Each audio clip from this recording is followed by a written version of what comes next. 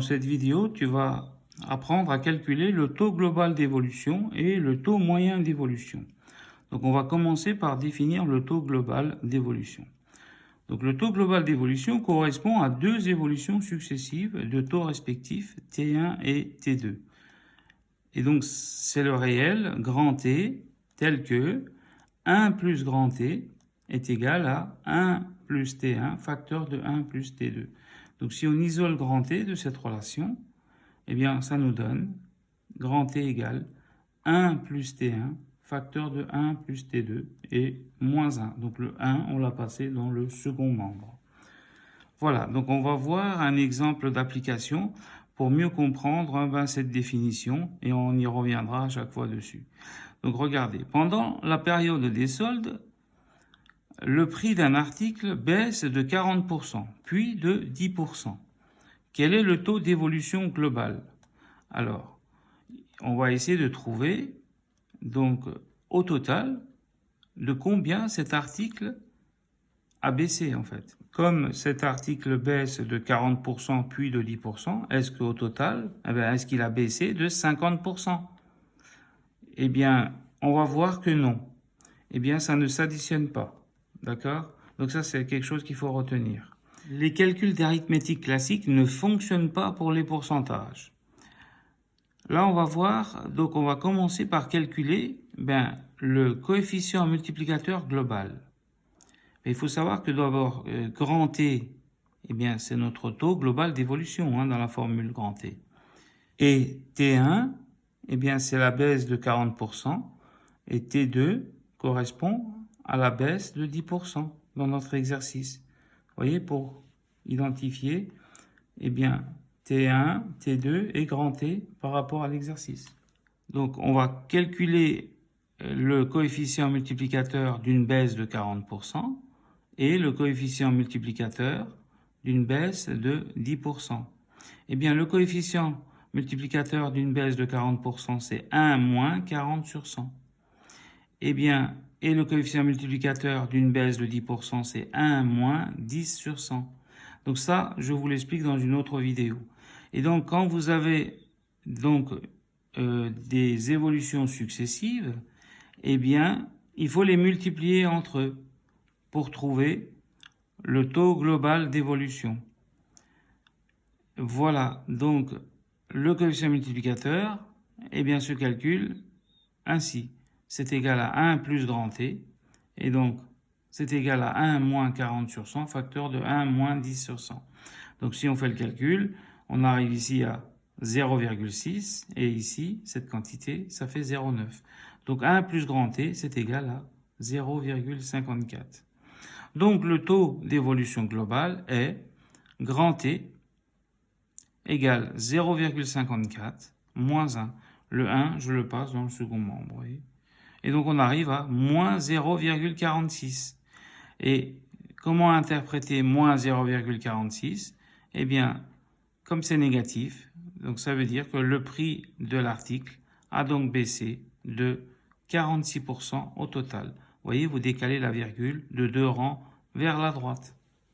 Pour résumer, lorsque vous devez calculer le taux global d'évolution, eh bien, vous calculez donc le coefficient multiplicateur des évolutions successives, de 40% et de 10%, par exemple, dans cet exemple.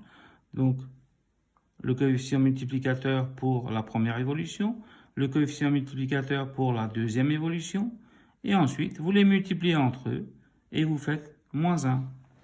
C'est ce qu'on a fait ici, vous voyez.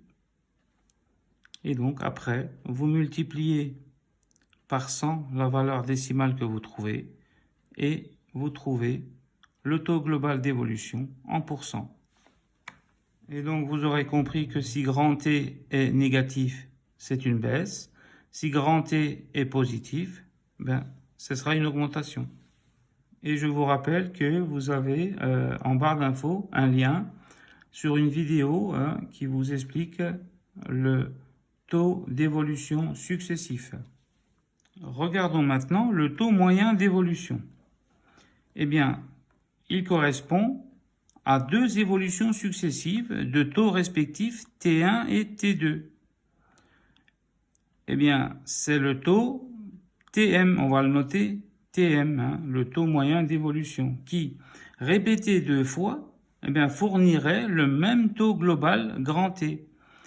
Donc, on a la relation 1 plus Tm, le tout au carré, est égal à 1 plus grand T égale 1 plus T1 facteur de 1 plus T2. Vous voyez que c'est en relation avec le taux global. Hein, on retrouve 1 plus grand T, ici, on retrouve cette relation. Donc ici, si on cherche un taux moyen, ça veut dire que 1 plus Tm, on l'a 2 fois. Donc 1 plus Tm fois 1 plus Tm, puisqu'il est au carré, vous voyez. Donc, tout ça, c'est équivalent à donc 1 plus Tm.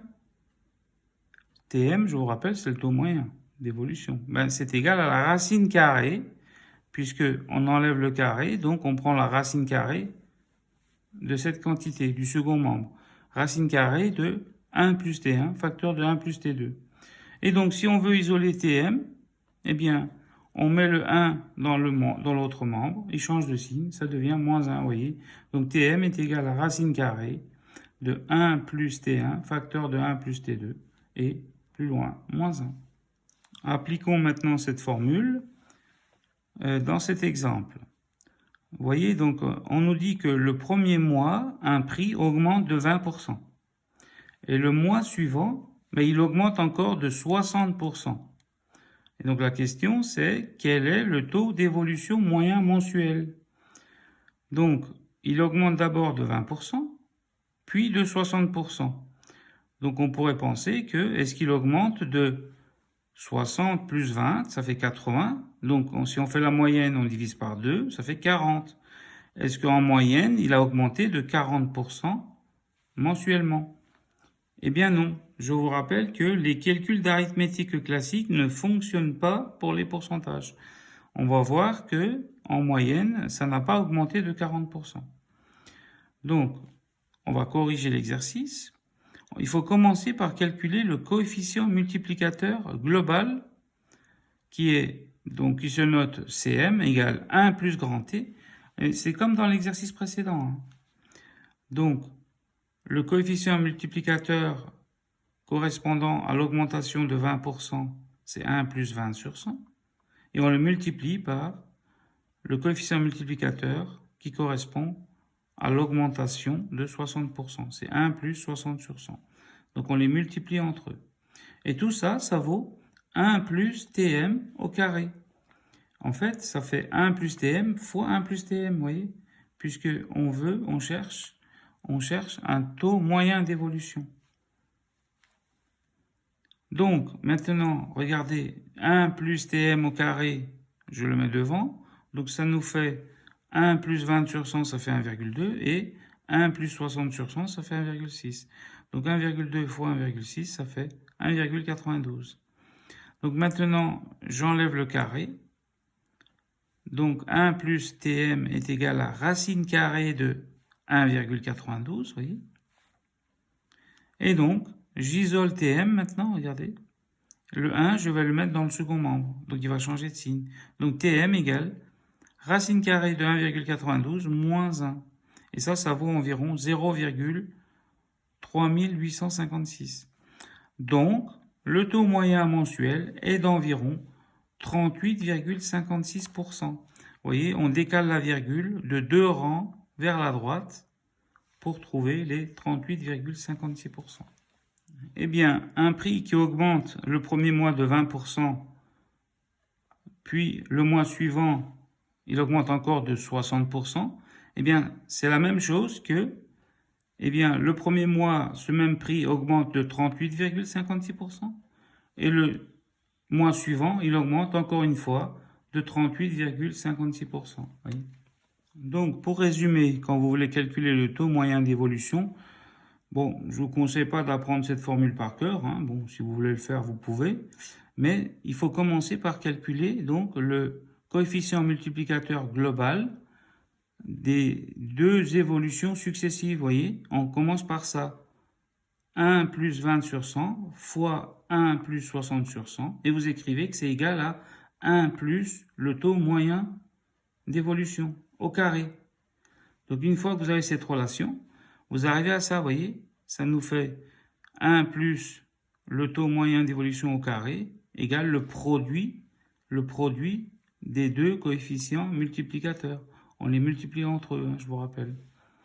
Et ensuite, vous faites votre calcul. Cette vidéo est maintenant terminée, hein. Je vous souhaite un bon courage, un bon travail et une bonne réussite. À très bientôt. N'hésitez pas à regarder aussi les autres vidéos de ma chaîne, hein. Vous avez les liens en barre d'infos. Si vous avez aimé la vidéo, n'hésitez pas à liker et à partager et à vous abonner à ma chaîne si vous le souhaitez.